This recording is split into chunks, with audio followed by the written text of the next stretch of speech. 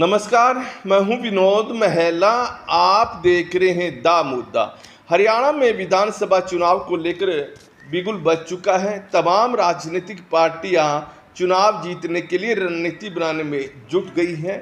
केंद्रीय गृह मंत्री अमित शाह 29 जून को कुरुक्षेत्र में आएंगे और पार्टी के प्रदेश भर से आए पदाधिकारियों को गुरु मंत्र देंगे। वहीं कांग्रेस पार्टी भी पीछे नहीं है, वो भी चुनाव की तैयारी को लेकर रणनीति बना रही है और अपने बड़े नेताओं की जिम्मेवारी तय कर रही है। आज हम बात करेंगे हरियाणा के मुख्यमंत्री नायब सिंह सैनी कौन सी विधानसभा सीट से वो चुनाव लड़ेंगे। दरअसल देखिए, नायब सिंह सैनी की जो पैतृक विधानसभा है जहां पर उन्होंने चुनाव लड़ा था वो नारायणगढ़ जो अंबाला जिले में आती है। तो वहीं अब नायब सिंह सैनी करनाल विधानसभा से उपचुनाव जीते हैं, यानी पार्टी ने उनको मुख्यमंत्री बना दिया था।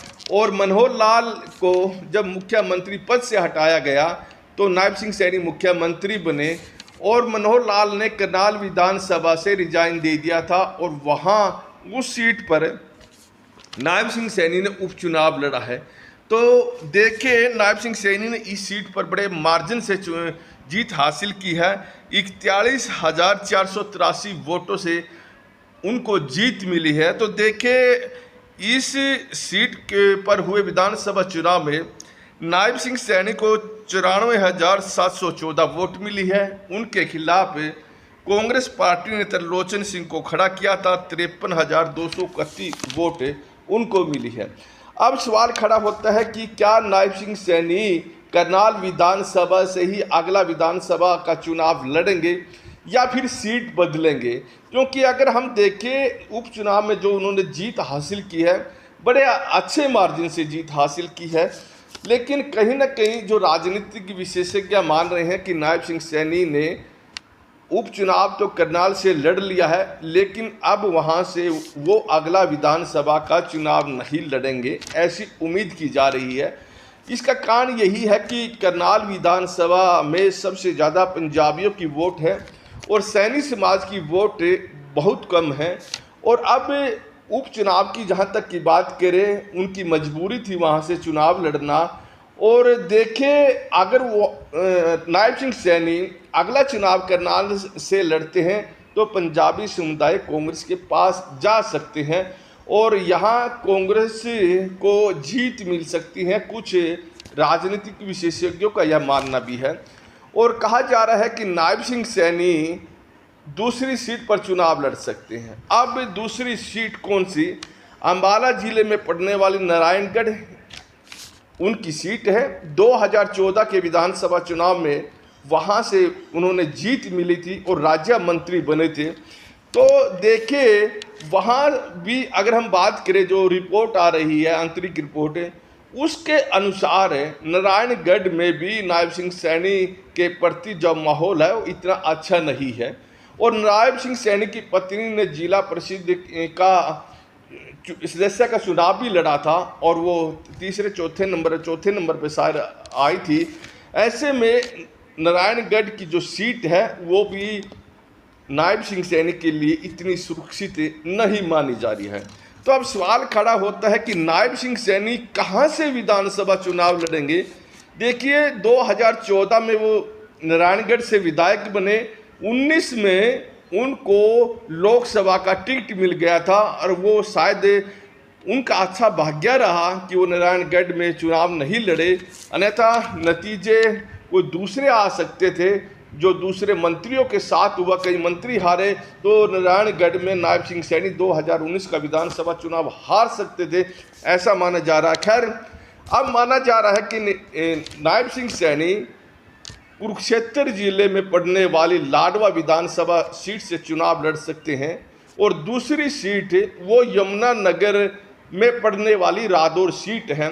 और देखिए, जो ज़्यादा तरजीह अगर नायब सिंह सैनी देंगे वो लाडवा सीट को देंगे और यह भी माना जा रहा है कि लाडवा विधानसभा नायब सिंह सैनी के लिए बड़ी सेफ सीट है और यहाँ पर सैनी समाज की अच्छी खासी वोट है। और दूसरे नंबर पर अगर बराबर ही बात करें, जाटों की वोट है और यहाँ से डॉक्टर पवन सैनी विधायक रह चुके हैं 2014 के विधानसभा चुनाव में। 2019 में डॉक्टर पवन सैनी यहाँ से हार गए थे। तो देखिए, जब से सीट बनी है, यहाँ पर जाट समुदाय से आने वाले विधायक बने हैं। शेर सिंह बड़श्यामी यहाँ से इंडियन नेशनल लोकदल के टिकट पर जीते हैं। तो 2019 में मेवा सिंह कांग्रेस के टिकट पर यहाँ से चुनाव जीते हैं। डॉक्टर पवन सैनी जो सैनी समाज से आते हैं, वो 2014 में यहाँ से चुनाव जीते हैं। ऐसे में यही माना जा रहा है कि नायब सिंह सैनी लाडवा विधानसभा से चुनाव लड़ सकते हैं। दूसरा कि डॉक्टर पवन सैनी का क्या होगा, क्योंकि डॉक्टर पवन सैनी भी यहीं से टिकट मांग रहे हैं और 2 बार वो यहाँ से चुनाव लड़े हैं, एक बार जीते हैं तो एक बार हारे भी हैं। तो क्या डॉक्टर पवन सैनी का टिकट कटेगा, इस बात को लेकर चर्चा जोरों पर है। तो यह भी हो सकता है कि डॉक्टर पवन सैनी को रादौर भेज दे, लेकिन राजनीति में बहुत सारे जातीय समीकरण भी बनाने पड़ते हैं, क्षेत्रीय समीकरण भी बनाने पड़ते हैं। लाडवा सीट और रादौर सीट दोनों एक दूसरे के बड़े नज़दीक है। क्या एक दूसरे के नज़दीक इन सीटों पर सैनी समाज के 2 उम्मीदवार को टिकट दिया जाएगा, यह भी होता दिखाई नहीं दे रहा है। यह भी हो सकता है कि नायब सिंह सैनी रादौर विधानसभा से टिकट ले ले और यहाँ पर ये डॉक्टर पवन सैनी के लिए सीट छोड़ दे।